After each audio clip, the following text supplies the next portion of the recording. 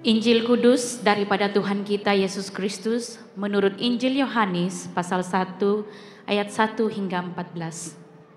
Kemuliaan kepadamu Tuhan Yesus. Pada mulanya adalah firman, firman itu bersama-sama dengan Allah, dan firman itu adalah Allah. Ia pada mulanya bersama-sama dengan Allah. Segala sesuatu dijadikan oleh Dia, dan tanpa Dia tidak ada suatu pun yang telah jadi dari segala yang telah dijadikan. Dalam Dia ada hidup, dan hidup itu adalah terang manusia. Terang itu bercahaya di dalam kegelapan, dan kegelapan itu tidak menguasainya. Datanglah seorang yang diutus Allah, namanya Yohanes. Ia datang sebagai saksi untuk memberi kesaksian tentang terang itu, supaya oleh Dia semua orang menjadi percaya. Ia bukan terang itu, tetapi Ia harus memberi kesaksian tentang terang itu. Terang yang sesungguhnya, yang menerangi setiap orang, sedang datang ke dalam dunia. Ia telah ada di dalam dunia, dan dunia dijadikan olehnya, tetapi dunia tidak mengenalnya. Ia datang kepada milik kepunyaannya, tetapi orang-orang kepunyaannya itu tidak menerimanya. Tetapi semua orang yang menerimanya diberinya kuasa supaya menjadi anak-anak Allah, yaitu mereka yang percaya dalam namanya. Orang-orang yang diperanakkan bukan dari darah atau dari daging, bukan pula secara jasmani oleh keinginan seorang laki-laki, melainkan dari Allah. Firman itu telah menjadi manusia dan diam di antara kita, dan kita telah melihat kemuliaannya, yaitu kemuliaan yang diberikan kepadanya sebagai anak tunggal Bapa, penuh kasih karunia dan kebenaran. Demikianlah Injil Kristus. Terpujilah Tuhan Yesus. Inilah doa dan kerinduan hati kami untuk lebih mengenal-Mu Tuhan, lebih beriman dan juga mengasihi dan juga mengikuti Tuhan. Berbicaralah kepada kami ya Bapa, kami berdoa Roh Kudus-Mu akan membuka mata dan telinga rohani kami, supaya apa yang kami belajar pada siang hari ini kami akan terapkan di dalam hidup kami. Dalam nama Yesus kami berdoa, yang semua percaya katakan amin. Haleluya. Beri kemuliaan pada Tuhan. Haleluya. Sila duduk saudara-saudari. Selamat pagi semua. Selamat pagi semua. Tuhan besertamu. Dan Merry Christmas. Ya, suasana Christmas sudah mulai ada, ya, dan jangan terlepas ambil gambar-gambar kamu, ya, dan atas perhiasan-perhiasan begitu cantik, dan juga perhiasan kereta berhias, ya, ada di luar sana. Siapa sudah nampak kereta berhias di luar sana? Berdoalah supaya malam ini kita menang. Ya. Kita ingin bersyukur dan juga berterima kasih pada Warden Gerald dan timnya yang telah pun menghiaskan kereta berhias kita. Kita adalah satu daripada 8 kereta berhias yang akan lalu di depan MPT pada malam ini. Jangan terlepas pada malam ini, pergi dan support, ya, dan bila kereta berhias kami lalu, kami sorak. Kami Aceh, lembutnya kamu nih. Alright, dan juga sebagaimana yang telah pun diumumkan tadi, tumbler ini, botol air ini, jangan lupa kalau boleh beli 1, ya, dan juga kamu menyokong pelayanan ATI, ya, dan bukan saja kamu, ya, mungkin kamu kata aduh RM70 mahalnya, ya, di apa tuh, di Lazada, di Shopee mungkin RM23. Tapi lain, sebab di Shopee tidak ada tandanya 10 tahun. Ini satu-satunya. Oke, jadi saya hari ini, ya, karena kita dalam musim Christmas, semua kata musim Christmas. Dan oleh itu adalah juga musim untuk memberi. Halo? Setuju? Ini musim memberi, betul tidak? Dan saya mau memberi botol air ini kepada seseorang. Siapa mau? Siapa mau? Oh, tidak banyak, ada yang tidak mau, kesian. Oke, alright. Kalau saya kata yang paling cepat datang ke pentas akan dapat, pun tidak adil. Sebab yang jauh di belakang sana tidak ada peluang, betul tidak? Jadi bagaimana? Siapa yang layak ataupun dapat menerima botol ini? Siapa mau? Sekali lagi angkat tangan. Oleh kerana tahun ini adalah tahun 20. Siapa yang berumur 23 tahun? Tunggu. Sabar. Siapa yang berumur 23 tahun boleh datang ke pentas, jawab satu soalan. Senang soalannya, jangan takut. Kalau kamu dapat jawab soalan itu, kamu boleh dapat botol ini sebagai hadiah Christmas kamu. Alright. Nah, siapa yang berumur 23 tahun ataupun fikir kamu masih lagi usia 23 tahun? Nah, ada usia 23 tahun ini? Ada? Silakan angkat tangan. Ada. Oke, yang usia 23 tahun mari datang ke depan kalau mau. Serius, mari. Oh tiada ya? Saya tukar umur sudah nih. Marilah, mari. Come. You want or not? You don't want? Kalau berilah tepukan 23 tahun ini. Mungkin ada bapak-bapak, ibu-ibu yang lihat sini. Wih, ini mungkin bakal menantu ini. Okay, you're 23 years old. Yes. Britney. Britney. Britney Spears punya Britney. Oh Allah. Okay, Britney. 23 years old ya. Okay, jawab satu soalannya ya, yang mudah. Okay, alright. Berapa umur saya?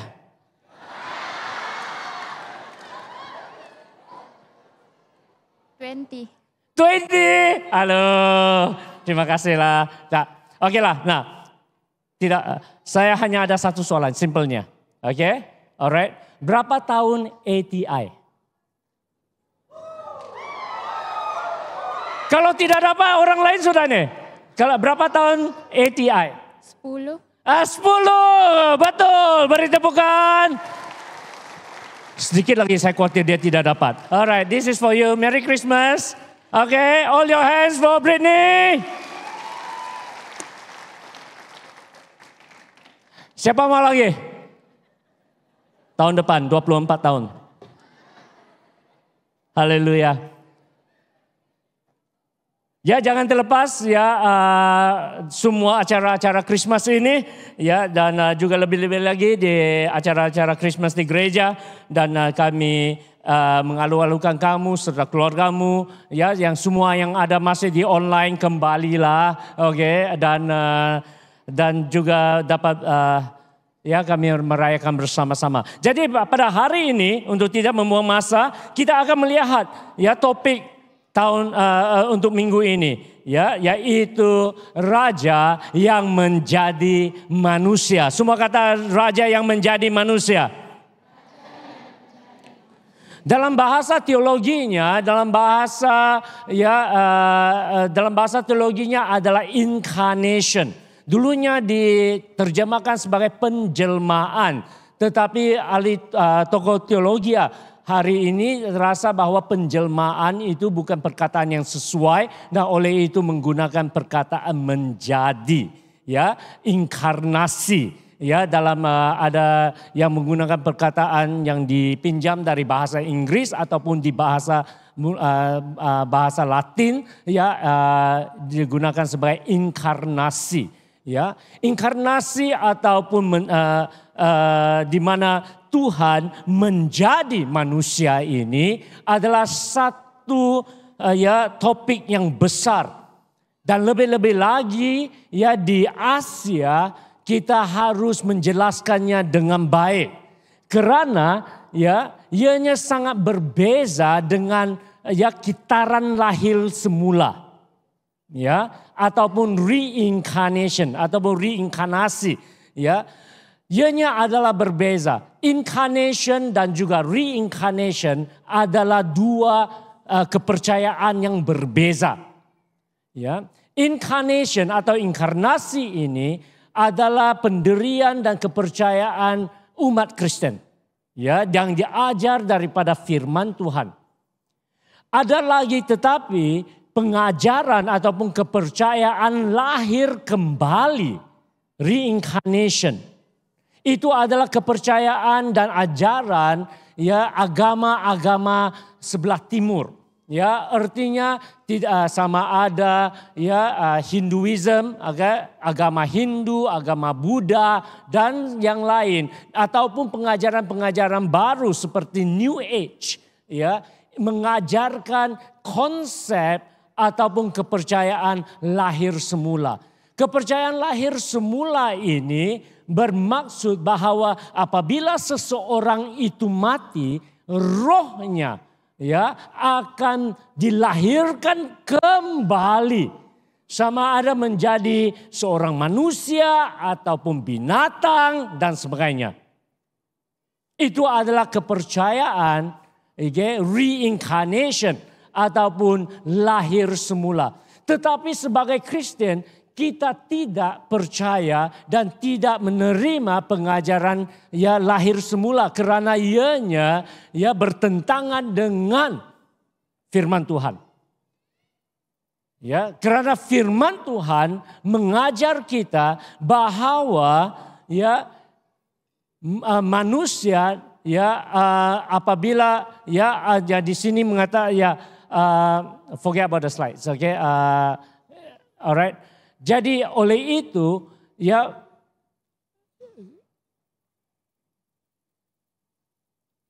slide kamu semua salah itu. Oke, lupakan. Oke.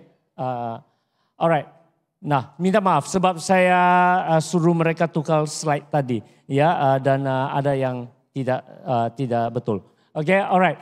Nah, di dalam firman Tuhan mengajar kita mengenai inkarnasi ataupun anak Allah menjadi manusia. Itu adalah kepercayaan kita. Kenapa kita tidak percaya kepada ya kelahiran kembali ya ataupun lahir kembali adalah ini karena firman Tuhan mengatakan bahwa kita hanya hidup sekali.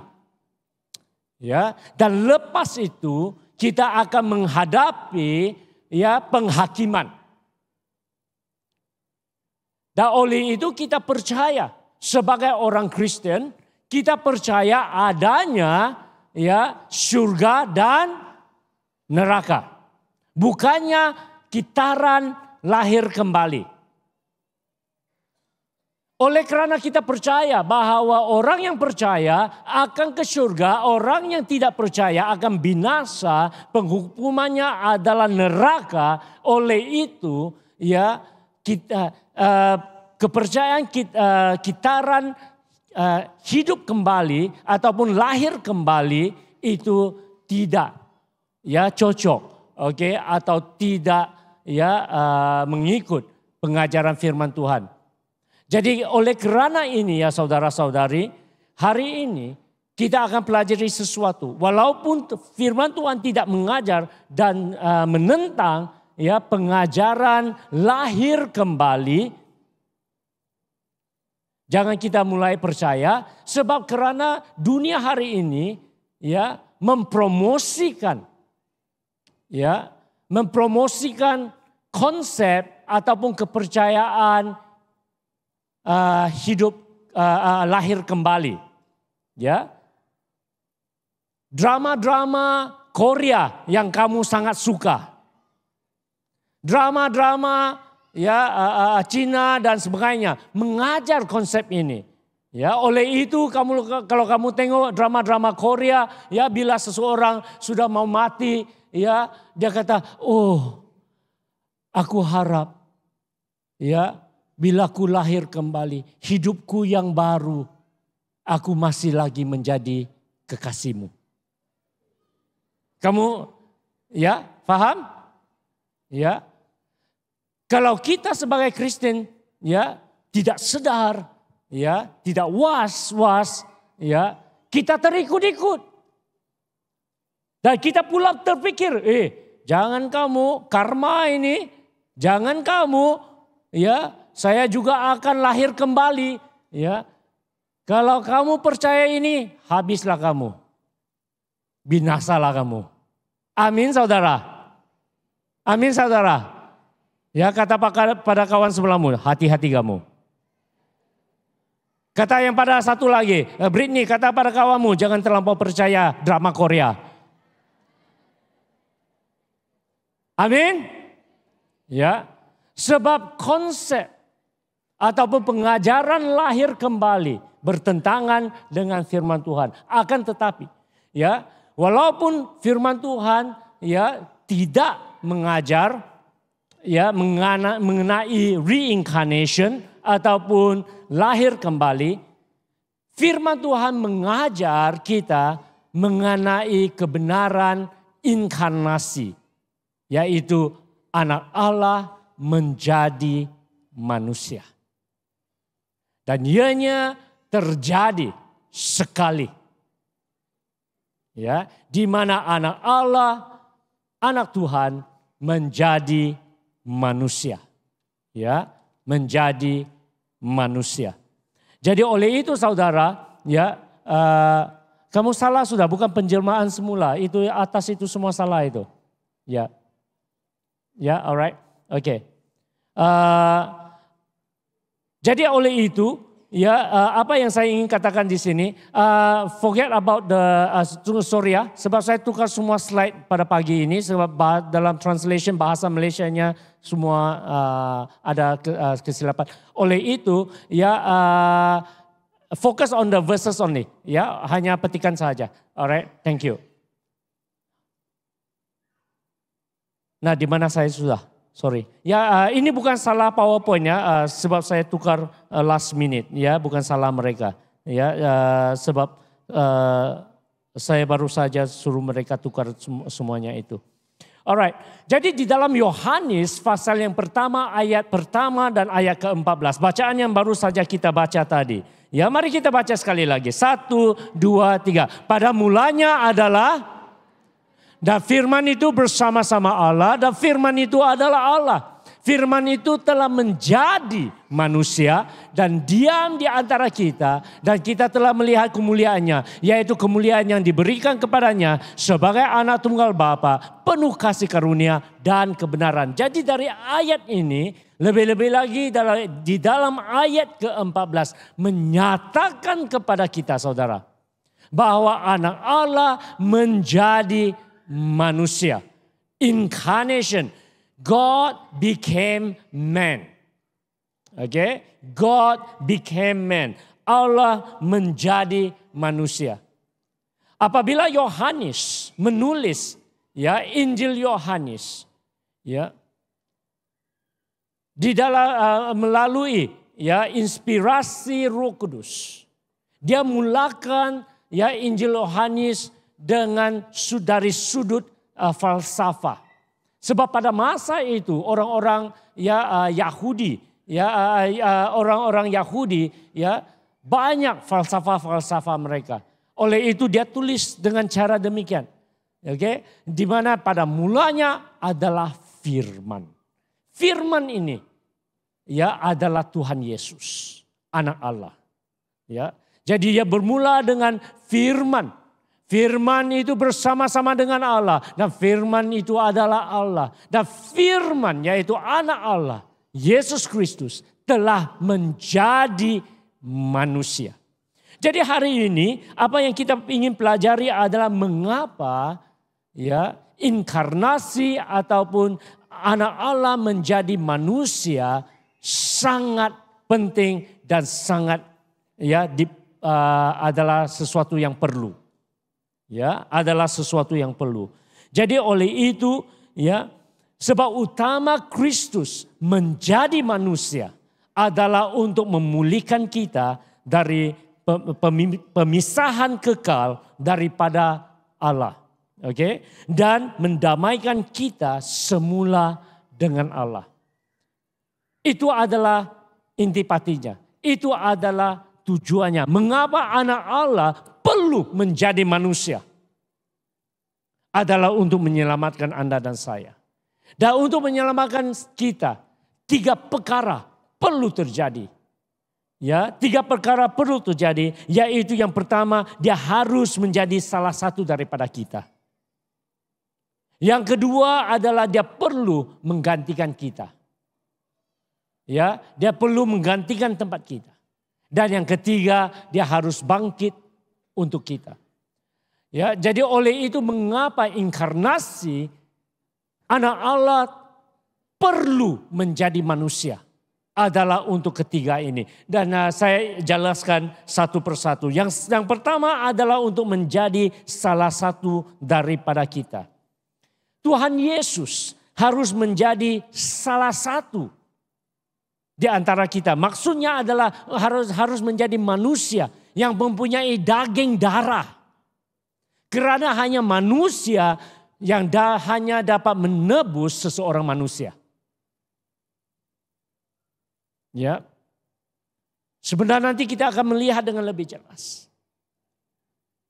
Di dalam penebusan, ya, hanya manusia dapat menebus seorang manusia yang lain. Jadi oleh itu anak Allah harus menjadi manusia. Supaya dia dapat menebus kita. Kita lihatnya dengan jelas di dalam Ibrani pasal 2 ayat 14, 15 dan ayat yang ke-17.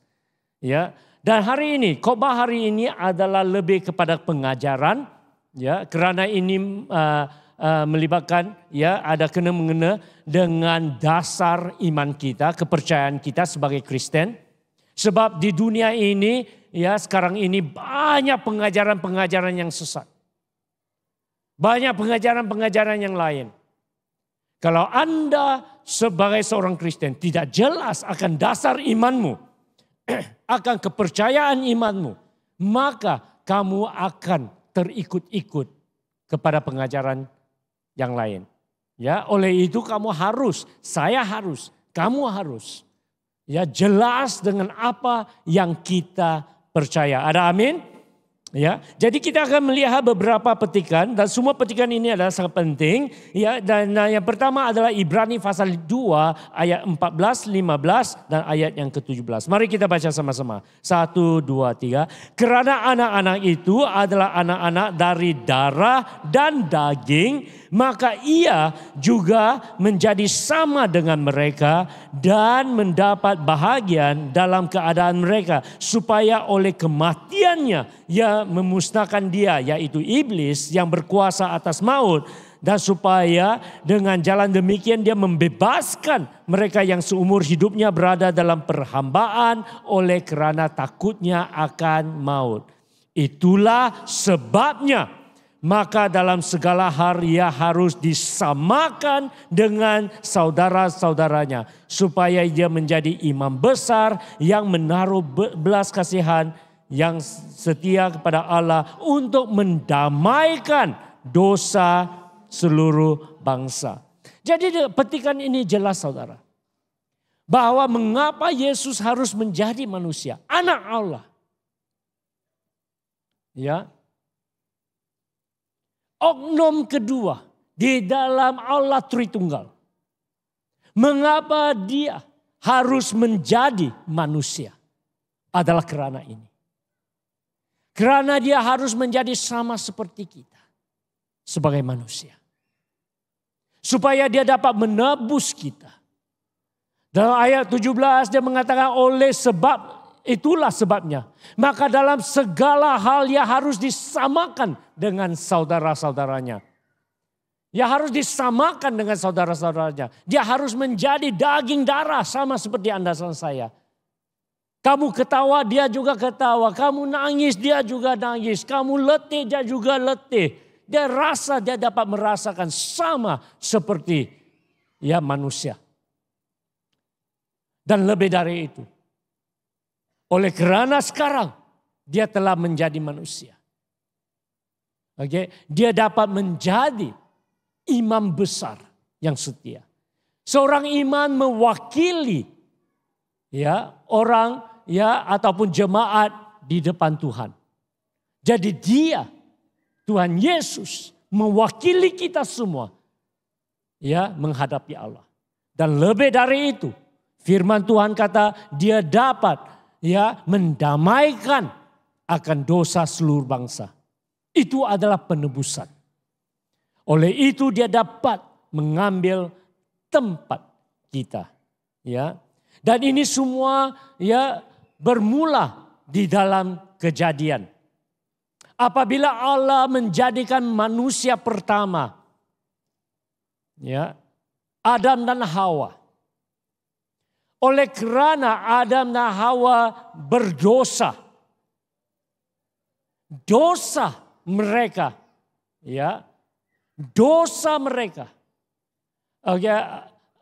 terus mengalir di seluruh keturunannya. Jadi oleh itu Anda dan saya, kami mewarisi the sin nature ataupun nature itu apa? Sin nature. Kami mewarisi dosa ini daripada Adam dan Hawa. Oleh itu ada setengah orang kata bahwa anak-anak tuh mereka innocent, mereka tuh tidak bersalah, tidak berdosa. Sebenarnya tidak. Minda mereka belum lagi sedar ataupun pelajari baik dan jahat, membezakan kebenaran dan kesalahan. Ya, benar. Itu semua mereka belum terdedah, belum pelajar. Tetapi secara dalaman, in nature, mereka berdosa. Kita dilahirkan sebagai orang-orang berdosa. Oleh itu anak-anak tidak kira berapa kecilnya, ibu bapak tidak perlu mengajar mereka kesalahan. Mereka tahu tuh. Seperti ketamakan, seperti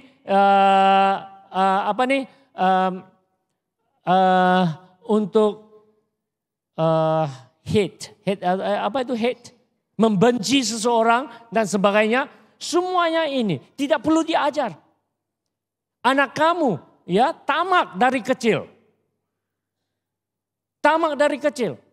Anak-anak kalau berdua main-main, satu akan rebut daripada yang lain. Kenapa? Ibu bapak mengajar mereka untuk merebut? Tidak.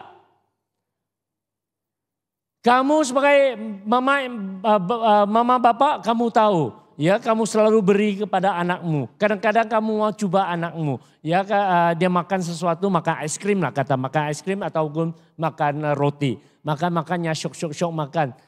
Datanglah si mami ataupun daddy. Kata, bagi saya makan sedikit. Anak itu makan. Tak mau. Tidak mau bagi.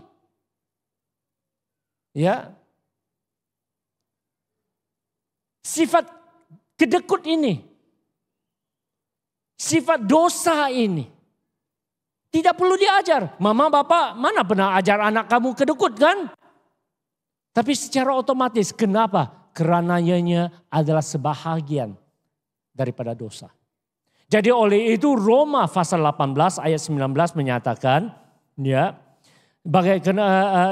mana kita semua mewarisi dosa ini sejak dari Adam. Dan oleh itu Yesus harus datang menebus kita. Roma 5, 18, 19 menyatakan, mari kita baca. Sebab itu sama seperti oleh satu pelanggaran semua orang beroleh penghukuman. Demikian pula oleh satu perbuatan kebenaran semua orang beroleh pembenaran untuk hidup. Jadi sama seperti oleh ketidaktaatan satu orang yaitu Adam, semua orang telah menjadi berdosa. Demikian pula dengan ketaatan satu orang, Yesus yang telah menjadi manusia. Oleh kerana ketaatannya semua orang menjadi orang benar. Jadi saudara, Kalau kamu pikir dan bagaimana kalau kita bertanya satu soalan, mengapa Yesus harus menjadi manusia? Mengapa Yesus harus meninggalkan surga? Ya. Dan menjadi manusia. Itulah sebabnya. Untuk menjadi sama seperti kita, supaya dia dapat mengambil tempat kita. Itu adalah yang kedua. Keduanya adalah ya kenapa Yesus menjadi manusia adalah untuk menggantikan tempat kita ataupun menggantikan kita. Sebab penghakiman dan penghukuman Allah harus dilaksanakan. Kalau tidak, ya, kalau penghakiman ataupun penghukuman Allah tidak dilaksanakan, maka itu adalah ketidakadilan. Apa yang Tuhan telah nyatakan, apa yang Tuhan ya telah ya katakan harus digenapi, ya harus dilakukan tanpa kompromi, ya. Kebenaran dan juga keadilan Allah tidak boleh dicemari oleh kompromi. Keputusan ya ataupun penghakimannya adalah jelas. Orang berdosa, ya orang yang bersalah harus mati atas pelanggarannya. Itu adalah apa yang Tuhan katakan. Itu yang Tuhan telah nyatakan. Ya, orang yang bersalah harus mati atas pelanggarannya. Jadi oleh itu hukum-hukum Allah adalah mutlak dan kekal. Dan harus ditaati, harus dilaksanakan. Ya. Oleh itu kegagalan dalam mentaati hukum-hukum Allah bermaksud berdosa terhadap Allah. Pelanggaran yang mengakibatkan kematian kekal. Ya, satu pemisahan kekal daripada Allah. Dosa adalah ini. Ya, dengar. Dosa adalah ketidaktaatan ataupun pelanggaran akan firman Allah. Ya, apa yang Tuhan telah katakan. Dan oleh kerana itu, ya, pelanggaran ini mengakibatkan kematian kekal. Dan kematian kekal adalah pemisahan daripada Tuhan selama-lamanya. Jadi untuk ya menjembatani antara kita dengan Tuhan, Yesus harus datang menggantikan tempat kita.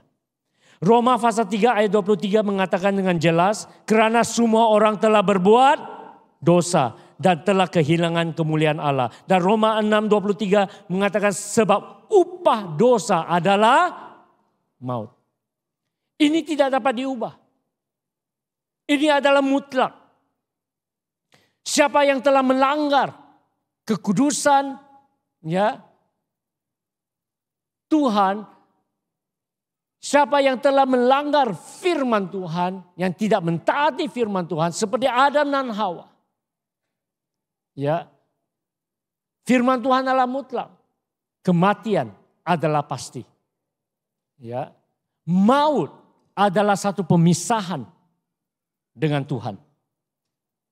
Jadi oleh itu Yesus menjembatani apa yang kita tidak dapat lakukan. Di dalam Galatia pasal 4 ayat 4 dan 5 mengatakan, tetapi setelah genap waktunya, tepat pada masanya, Allah mengutus anaknya yang lahir dari seorang perempuan. Jadi di Christmas ini kita telah pun disedarkan, diingati bahwa ya 2000 tahun yang lalu pada genap waktunya, waktu yang telah dipilih Tuhan, anak Allah menjelma ataupun menjadi manusia. Ya, menjadi manusia di dalam rahim seorang perempuan, dan kita tahu dia adalah Maria. Dan dari situlah anak Allah menjadi manusia. Ya, firman Tuhan berkata, setelah genap waktunya Allah mengutus anaknya yang lahir dari seorang perempuan takluk kepada hukum Taurat. Dia diutus untuk menebus mereka yang takluk kepada hukum Taurat supaya kita diterima menjadi anak. Jadi di sini kita jelas bahwa Allah telah datang untuk menebus, mengambil tempat kita. Jadi Matius pasal 5 ayat 17 Tuhan Yesus berkata kepada kita. Dia berkata, janganlah kamu menyangka bahwa aku datang untuk meniadakan ataupun tidak pedulikan hukum Taurat dan kitab para nabi. Aku datang bukan untuk meniadakannya, melainkan untuk menggenapinya. Apa yang kita tidak boleh lakukan, Tuhan Yesus lakukan. Ya. Jadi di atas kayu salib, Tuhan Yesus mengambil dosa kita atasnya. Dan di dalam Yesaya pasal 53 ayat 4 ke 5. Ya, ini adalah satu petikan yang paling jelas menyatakan mengapa Yesus harus menjadi manusia. Alright. Dan ayat 45 mengatakan, mari kita baca 1, 2, 3. Tetapi sesungguhnya penyakit kitalah yang ditanggungnya, kesengsaraan kita yang dipikulnya. Padahal kita mengira dia kena tulah, dipukul dan ditindas Allah. Tetapi dia tertikam oleh kerana pemberontakan kita. Dia diremukkan oleh kerana kejahatan kita. Ganjaran yang mendatangkan keselamatan bagi kita ditimpakan kepadanya. Dan oleh bilur-bilurnya kita menjadi sembuh. Oleh bilur-bilurnya, oleh pengorbanannya kita telah ditebus. Ya. Satu petikan lagi kepada kamu untuk kita semua. Ya, yaitu Ibrani pasal 9 ayat 26. Saya baca semuanya ini dan lepas itu saya simpulkan. Ya, Ibrani pasal 9. Ya, menyatakan, mari kita baca dengan suara yang kuat. 1, 2, 3. Tetapi sekarang ia, yaitu Yesus, hanya satu kali saja menyatakan dirinya pada zaman akhir untuk menghapuskan dosa oleh korbannya. Dan sama seperti ditetapkan untuk mati hanya satu kali saja. Dan sesudah itu dihakimi. Nah, berhenti sini dulu. Dan sama seperti manusia ditetapkan untuk mati hanya satu kali saja. Dan sesudah itu jadi oleh itu atas kebenaran firman Tuhan ini, ya, pengajaran ya untuk lahir kembali ya tidak cocok, ya, tidak menyetujui pengajaran firman Tuhan. Karena firman Tuhan kata, kita hanya kita hanya mati satu kali dan lepas itu penghakiman. Alright? Tidak ada peluang untuk kamu untuk lahir kembali untuk menjadi anjing atau kucing atau manusia. Halo, are you with me? Ya. Peluang kedua, pengajaran firman Tuhan. Ya, bukannya dari lahir kembali. Peluang kedua yang diajar oleh firman Tuhan adalah percaya kepada Yesus. Dan kamu diberi anugerah untuk peluang kedua. Ada amin? Jadi oleh itu di dalam ya satu petikan lagi ya kita teruskan ya, dan sama seperti manusia ditetapkan untuk mati hanya satu kali saja, sesudah itu dihakimi. Demikian, baca ini 1, 2, 3. Demikian pula Kristus hanya satu kali saja mengorbankan dirinya untuk menanggung dosa banyak orang. Sesudah itu ia akan menyatakan dirinya sekali lagi tanpa menanggung dosa untuk menganugerahkan keselamatan kepada mereka yang menantikan dia. Apa yang dimaksudkan di sini? Di mana ya Tuhan Yesus satu kali saja menanggung dosa kita. Dan dia akan menyatakan dirinya sekali lagi. Artinya dia akan datang kembali. Tuhan Yesus, orang-orang percaya. Dengar, Tuhan kita, Tuhan Yesus akan datang kembali. Ada amin? Sesuai dengan firman Tuhan. Dia akan datang kembali. Dia akan menyatakan dirinya sekali lagi. Dan bila dia datang untuk kali keduanya, bukan lagi untuk menanggung dosa. Sebab dia telah lakukannya dengan kedatangannya yang pertama. Tetapi kali kedua apabila dia datang, apa yang dia akan lakukan? Menganugerahkan keselamatan kepada mereka yang menantikan dia. Ada amin? Ada amin? Ada amin? Kita yang percaya Yesus, dengar baik-baik. Kata pada kawan sebelahmu, dengar baik-baik. Ya, kata pada kawan sebelahmu, jangan terlepas ini. Kata pada dirimu, ini hidup mati ini. Kebenaran ini hidup mati. Dengar. Tuhan Yesus akan datang kembali. Dan apabila dia akan datang kembali, dia akan menganugerahkan keselamatan pada mereka yang menantikan dia. Kamu dan saya yang telah percaya Yesus. Semua kata percaya Yesus. Kata sekali lagi percaya Yesus. Selagi kami percaya selagi kami menantikan kepulangan Tuhan Yesus yang kedua kalinya. Kita akan dianugerahkan keselamatan. Ada amin? Jadi oleh itu jangan buang imanmu. Jangan gadai imanmu. Jangan gadai sama ada untuk si cowok atau si cewek yang lain. Jangan gadaikan imanmu sama ada untuk pangkat dan juga kuasa ataupun kekayaan. Jangan gadaikan imanmu hanya untuk keseronokan sementara. Ada amin? Kita yang telah belajar daripada Ibrani telah pun memberi amaran kepada kita. Bahwa kita yang percaya kalau kami buang apa yang kita ada, kami juga akan turut binasa. Amin saudara. Amin saudara. Jadi pegang imanmu kuat-kuat. Sedar akan janji Tuhan ini. Ya, karena dia telah bukan saja menebus kita. Dia juga akan datang kembali untuk menganugerahkan kita keselamatan. Maksudnya dia akan menerima kita, membawa kita kembali ya ke surga. Ada amin? Jadi oleh itu ya saudara, ya Tuhan Yesus menjadi manusia adalah harus dan penting. Itu adalah dasar iman kita. Asas. Ya. Karena tanpa dia menjadi manusia, dia tidak boleh menjadi sama seperti kita. Dan dia tidak boleh menggantikan tempat kita. Ya. Tanpa kejadian ataupun tanpa Tuhan menjadi manusia, Kristus tidak mungkin mati. Karena hanya manusia sahaja yang dapat mati. Ada amin?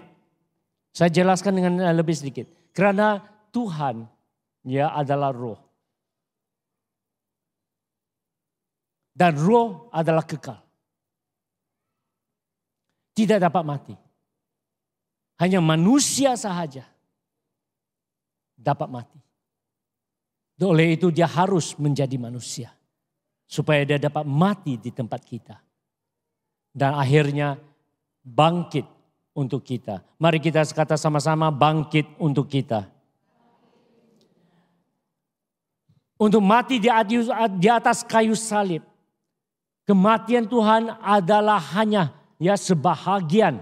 Ataupun the first part adalah bahagian pertama penebusan. Yaitu pengampunan dosa. Dia harus bangkit kembali. Supaya penebusan dapat disempurnakan. Kalau tidak, ya kalau dia hanya mati saja. Tidak bawa arti karena semua orang mati. Betul tidak? Apa bezanya? Apa kelebihannya? Ya, tetapi Tuhan mati dan dia bangkit semula. Semua kata bangkit semula. Dan oleh kerana dia bangkit semula, jalan kepada Tuhan disempurnakan. Di dalam 1 Korintus 15, 20 dan 22. Mari kita baca ya, 2 petikan lagi dan kita akan akhir. Ya, 1 Korintus 15, 20 dan 22. Mari kita baca 1, 2, 3.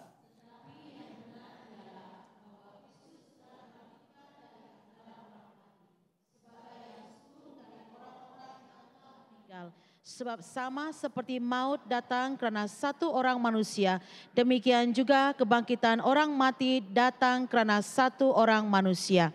Karena sama seperti semua orang mati dalam persekutuan dengan Adam, demikian pula semua orang akan dihidupkan kembali dalam persekutuan dengan Kristus. Ada amin? Dengar ayat 22, kerana sama seperti semua orang mati dalam persekutuan dengan Adam. Ya, tadi saya jelaskan, mulai dari Adam, semua orang mati. Semua orang harus mati. Ya. Kerana dosa. Tetapi sekarang kita dapat dihidupkan semula kembali dalam persekutuan dengan Kristus. Kerana Yesus menebus kita.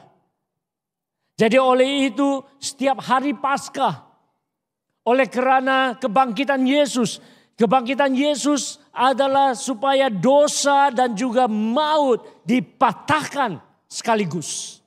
Tidak lagi mencengkam kita. Ya. Dosa ya yang membelenggu kita. Maut ya yang mencengkam kita, semuanya dipatahkan atas kebangkitan Yesus. Ada amin? Dan oleh itu kita dapat hidup kembali. Jadi 3 perkara ini saudara, ya 3 perkara ini, yaitu Christmas, Jumat Agung dan juga Paskah adalah dasar dan asas kepercayaan iman orang Kristen. Janganlah kamu ya lupa, kerana ini adalah sangat penting. Ya, mari lihat ketiga itu. Show this one. Ya, alright. Inti kepercayaan ataupun dasar iman Kristen kita adalah Christmas, Jumat Agung dan Paskah. Alright. Kerana di dalam Christmas Anak Allah menjadi manusia. Perkataan lamanya adalah menjelma. Sebagaimana yang saya telah katakan tadi, bahwa perkataan ini ya para teologi ya tidak begitu menerimanya, sebab penjelmaan ya is just like appearance, okay? Tidak dapat memberi maksud yang sempurna. Ya, sebenarnya anak Allah menjadi manusia. Christmas adalah anak Allah menjadi manusia. Jumat Agung, anak Allah mati menggantikan tempat kita. Dan juga Paskah, Easter, ya, Tuhan Yesus dibangkitkan.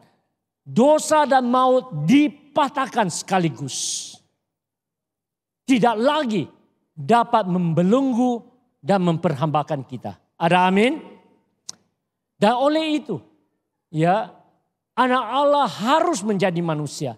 Karena kalau anak Allah tidak menjadi manusia, anak Allah tidak dapat mati di atas kayu salib untuk menebus kita. Dan kalau dia tidak dapat mati di atas kayu salib menebus kita, maka kebangkitan tidak mungkin terjadi. Jadi untuk melihat kebangkitan, ya, kematian di atas kayu salib sebagai penebusan, harus anak Allah terlebih dahulu menjadi manusia. Dan kita ingat setiap tahun kita diingatkan bahwa anak Allah menjadi manusia di dalam rahim Maria. Dilahirkan. Oleh itu kita ada Christmas. Oleh itu kita ada hari Natal.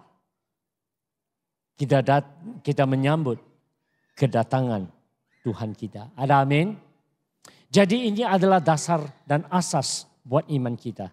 Worship team, thank you. Alright. Jadi jangan izinkan sesiapapun ataupun pengajaran-pengajaran lain ya membutakan ataupun memutarbelitkan kebenaran ini daripada imanmu, daripada kepercayaanmu. Karena anak Allah harus menjadi manusia. Anak Allah harus mati di atas kayu salib. Anak Allah harus bangkit kembali. Demikian keselamatan kita menjadi sempurna. Bahwa kita akan ditebus dan kita juga akan bangkit kembali. Ada amin? Ada amin? Inilah imanmu. Saudara, saya ingin mengakhiri ya dengan kata-kata ini. Saya tidak tahu selama ini kamu menjadi seorang Kristen, sama ada kamu jelas atau tidak mengenai ini. Mengenai kenapa Christmas harus terjadi. Mengapa Jumat Agung harus terjadi. Mengapa Paskah harus terjadi. Kalau selama ini kamu tidak jelas, biarlah hari ini kita mulai jelas. Kita mulai bersyukur. Dan percaya Allah kita, Raja kita yang benar ini telah datang menjadi manusia, telah mengambil tempat kita dan telah bangkit untuk kita. Mematahkan dosa dan maut. Supaya Anda dan saya boleh menjadi anak-anak Tuhan. Bila kita percaya kepada Yesus. Ada amin? Ada amin? Salah satu daripada bahaya apabila kita membesar di keluarga Kristen ataupun dilahirkan dalam keluarga Kristen. Salah satu kelemahan atau salah satu bahaya adalah sebab setiap tahun kami merayakan Christmas, betul tidak? Setiap tahun kita ada Jumat Agung, setiap tahun ada Paskah. Kami ikut-ikut sahaja, tapi kita tidak tahu maknanya. Kita tidak tahu mengapa Yesus harus datang. Kita tidak tahu mengapa Yesus harus mati. Kita tidak tahu mengapa Yesus harus bangkit. Tapi hari ini, mulai hari ini, berdiri atas dasar iman ini. Mulai dengan Christmas, disusuli Jumat Agung. Dan ya dimuliakan pada hari Paskah. Amin.